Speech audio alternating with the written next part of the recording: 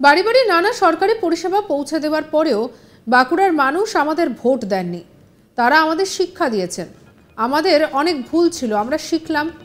ভরা মঞ্চে বললেন বাঁকুড়া লোকসভা কেন্দ্রের সদ্য নির্বাচিত তৃণমূল সাংসদ অরূপ চক্রবর্তী। শুক্রবার 5ই জুলাই বাঁকুড়া শহরের মাচানতলা আকাশমুক্ত মঞ্চে জেলা আদালতের আইনজীবী এবং বিশ্ববিদ্যালয়ের কর্মীদের তরফে যৌথ সম্বর্ধনা সভায় বক্তব্য রাখতে গিয়ে তিনি কথা বলেন। একই সঙ্গে সাংসদ অরূপ চক্রবর্তী আরও বলেন, পৌর প্রধানকে বলেছি আমরা কেন হেরেছি তার সমীক্ষা করতে। একই সঙ্গে তার সংযোজন শহর জুড়ে অসংখ্য বেআইনি টোটো, রাস্তা জবরদখল করে দোকান নাকি অন্য কিছু কারণ রয়েছে তা খতিয়ে দেখতে হবে বলে তিনি জানান। প্রসঙ্গত, সদ্য সমাপ্ত নির্বাচনে বাঁকুড়া লোকসভা কেন্দ্রের 7টি বিধানসভা, তার মধ্যে 6টিতে এগিয়ে রয়েছে তৃণমূল। বিজেপি প্রার্থী প্রাক্তন সাংসদ এবং প্রাক্তন কেন্দ্রীয় মন্ত্রী ডক্টর সুভাষ সরকারকে হারিয়ে সাংসদ হিসেবে প্রথমবার দিল্লি পৌঁছে গিয়েছেন তৃণমূলের অরূপ চক্রবর্তী। কিন্তু তারপরেও নিজেদের দখলে থাকা 24টি ওয়ার্ডের বাঁকুড়া পৌরসভার 21টিতেই পিছিয়ে শাসক দল, যা তাদের গলায় কাটার মতো বিচ্ছে। আর এই অবস্থায় সাংসদ অরূপ চক্রবর্তীর এই বক্তব্য যথেষ্ট ইঙ্গিতবাহী বলেই মনে করছেন অনেকে। আর এই সবকিছুর মধ্যে তৃণমূল সাংসদ অরূপ চক্রবর্তীর কি বক্তব্য শোনাবো আপনাদের। রোজ বৃষ্টি উপেক্ষা করে লাইনে দাঁড়িয়ে তৃণমূল কংগ্রেসকে ভোট দিয়েছেন, আমাকে নির্বাচনে জয়ী করেছেন। মমতা বন্দ্যোপাধ্যায়ের আশীর্বাদের সঙ্গে আপনাদের আশীর্বাদ নিয়ে আমি জয়যুক্ত হয়েছি। আপনাদেরকে আন্তরিক অভিনন্দন, ধন্যবাদ, কৃতজ্ঞতা, নমস্কার, প্রণাম, সেলাম এবং জয় জানাই। যারা এই নির্বাচনে আমাকে ভোট দেননি, আমার বিরোধিতা করেছেন, আমার বিরুদ্ধে কুৎসা রটনা করেছেন, আপনারা পরাজিত হয়েছেন, আপনাদেরকেও আন্তরিক অভিনন্দন, ধন্যবাদ, নমস্কার, প্রণাম, সেলাম এবং জোহার জানাই। বন্ধুগণ, নির্বাচনে একদল জেতে একদল হারে, এটাই গণতন্ত্রের পরিকাঠামো। আপনারা ভোট দেননি মানে আমি আপনাদের শত্রু নই, আমিও আপনাদের বন্ধু। আপনাদের আপদে বিপদে সব সময় পাশে থাকব। আমার দুঃখ লাগছিল রাজীব যখন বলছিল করোনার সময় আমরা মানুষের পাশে ছিলাম, হাসপাতালে ছিলাম, রোগীদের আত্মীয়দের পাশে ছিলাম, বাড়িতে বাড়িতে পৌঁছেছিলাম, কিন্তু বাঁকুড়া শহরের মানুষ তৃণমূল কংগ্রেসকে ভোট দিল না। তাদের পছন্দের ব্যাপার, দিতেও পারে না পারে, এখানে আমার বলার কিছু নেই। কেন দিল না? ওরা আমাদের শিক্ষা দিল, আমরা ওদের কাছ থেকে শিখলাম। আমাদের শহরে কিছু ভুল ছিল। আমরা পৌরসভা অনেক কাজ করেছি, বাড়িতে বাড়িতে জল পৌঁছে দিয়েছি, প্রত্যেক গলিতে গলিতে বিদ্যুতের আলো পৌঁছে দিয়েছি। আমরা 100 দিনের কাজ দিয়েছি। মায়েদেরকে 1000 টাকা, 500 টাকার থেকে 1000 টাকা আমরা লক্ষ্মীর ভাণ্ডার পৌঁছে দিয়েছি। শিডিউল ট্রাইবদের 1200 টাকা দিয়েছি। তা সত্ত্বেও বাঁকুড়া শহরের মানুষ তৃণমূল কংগ্রেসকে প্রত্যাখ্যান করেন। কেন? এত অটোর অত্যাচার, বেআইনিভাবে এত অটো গাড়ি চলে, এটা কি আমাদের অপরাধ? দোকানদাররা দোকান বাড়িয়ে পুরো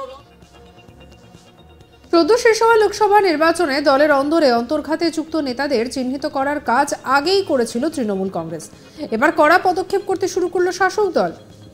বিরোধীদের সঙ্গে যোগসাজশ করে দলবিরোধী কাজের জন্য দলের 3 অঞ্চল সভাপতিকে সাসপেন্ড করলো তৃণমূলের জেলা নেতৃত্ব। নিয়ে কি বলছেন অরূপ চক্রবর্তী, শুনবো।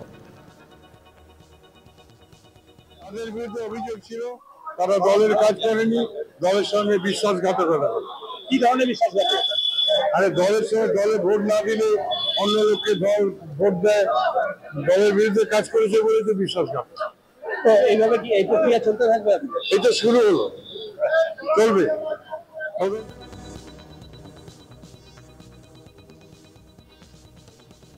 আর এদিকে বহিষ্কৃত তৃণমূল নেতা রঞ্জিত চট্টোপাধ্যায় কি বলছেন, শুনবো। দল বিরোধী আমি যদি করতাম তাহলে আমার বুথে বিজেপির পঞ্চায়েত জিতে আছে, অথচ আমার বুথটা লিড দিয়েছিলাম এবং দক্ষতার সহিত। কিন্তু প্রার্থী যখন বলেছিল যে তুই নিজের বুথে ভোট কর, আমি নিজের বুথে ভোট করেছি। বিগত আজ প্রায় 40 বছর ধরে রাজনীতিতে যুক্ত আছি। আমি সিপিএমের বিরুদ্ধে রাজনীতি করেছি। বর্তমানে সিপিএমটা প্রায় নাই, কংগ্রেস নাই, বিজেপি মাথাচাড়া দিচ্ছে। বিজেপির বিরুদ্ধে একটা জঘন্য দল বিজেপি, সেই দলের বিরুদ্ধে রাজনীতি করতে গেছি এবং দক্ষতার সহিত যতটুকু পারিছি সেই রাজনীতি, এবং মমতা ব্যানার্জিকে দেখে রাজনীতি করি আমরা তৃণমূল দলটাকে। বর্তমানে দল বিরোধীর তো কোনো প্রশ্নই নাই। এই দলটা করি, এই দলটা যতদিন বাঁচবো ততদিন এই দলটা করবো। মমতা ব্যানার্জির কাছে আপ্লুত। উনি একজন এমপি, আমার বলার কিছু নাই, ওনার ক্ষমতা আছে, উনি সাসপেন্ড করতে পারেন। উনি আমাকে আমার পদের কোনো মোহ নাই। দলের পদে থাকলে কিছু তার দায়িত্ব থাকে, যদি দলের কর্মী হয় তখন অতটা দায়িত্ব না থাকলেও দলের কর্মী হিসেবে আমি কিন্তু বরাবর থাকতে চাই। এদিকে বিজেপি নেতা সুনীল রুদ্র মণ্ডল কি বলছেন শোনাবো। দেখুন, মূল বিষয় আছে যে সাধারণ মানুষ বিভিন্ন জায়গায়, বিশেষ করে যেখানে শহর এলাকা, মফস্বল, সেখানে তৃণমূল কংগ্রেসকে প্রত্যাখ্যান করেছে। এইটা তাদের মেনে নিতে খুব কষ্ট। স্বাভাবিক আছে, এই জায়গায় নিজেদের যারা উচ্চ নেতৃত্ব আছে, তো কাউকে তো বলির বখরা করতে হবে।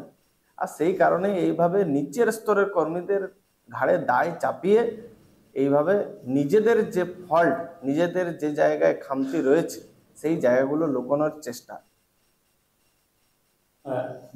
কোথাও সাবোটাজের যে গল্পটা বলা হচ্ছে, এটা তৃণমূল প্রথম থেকেই বলে আসছে, বিরোধী দলের সঙ্গে একাংশে তাদের সাবোটাজ করে চলছে। সেক্ষেত্রে বিজেপির বিরুদ্ধে অভিযোগ উঠছে যে বিজেপির সঙ্গে তাদের যোগাযোগ হচ্ছে। দেখুন, একেবারে সম্পূর্ণরূপে যে রাজনৈতিক দলের কর্মী আছে, যারা তার নেতা আছে, তাদের নিয়ন্ত্রণে থাকে।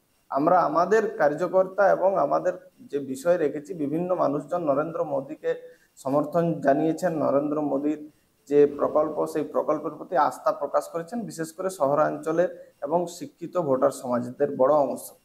তো স্বাভাবিক আছে, সেই জায়গাতে একেবারে সম্পূর্ণভাবে মানুষজন সমর্থন জানানোয় এখানে তৃণমূলের সেটা হজম করতে অসুবিধা হচ্ছে। আজকে আমাদের যে কার্যকর্তা আছে তাদেরও প্রয়াস রয়েছে বিভিন্ন জায়গায় জায়গায়। তো এই ধরনের যে কথাবার্তা, সেটা সম্পূর্ণ মিথ্যা। আসলে বড় নেতারা তাদের নিজেদের দোষ ঢাকার জন্যই এই ধরনের কথাবার্তা বলে ছোটদেরকে বলির বাখরা করছে। আজকে তৃণমূলের বুথ স্তরের যারা কর্মী আছে, যারা অঞ্চলের নেতা আছে, তাদের ভাবা দরকার আগামী দিনেও তাদের অবস্থা কি হবে। তাদের যেভাবে নেতারা স্বেচ্ছাচারিতা করছে, তাতে আমার তো তৃণমূলের নেতা আর কর্মী যারা নিচের স্তরে কাজ করছে তাদের প্রতি আমাদের দয়া হচ্ছে।